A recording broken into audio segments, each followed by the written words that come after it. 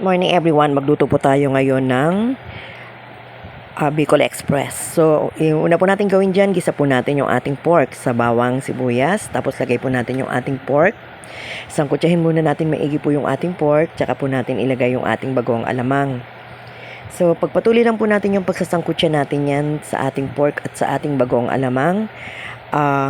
Hanggang sa lumabas po yung kanya pong sariling mantika. Then, afterwards, lagay po natin yung ating tinatawag dito yung ating pong siling haba. Pag sangkutsado na po yan at medyo malambot na po yung ating karne o yung ating pork, tsaka po natin ilagay yung ating coco mama at pakulaan po natin mabuti yan. Ako po nagdagdag po ako dito ng isang baso pong tubig. Tapos tsaka po natin pakuluan hanggang sa lumapot po yung ating pork.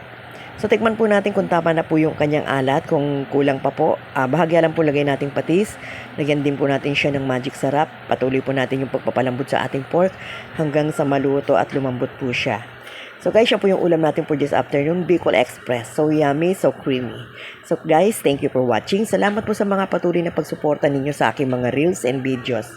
Thank you very much po sa aking mga followers, viewers, and friends. At sa lahat po, for everyone. Thank you very much for watching.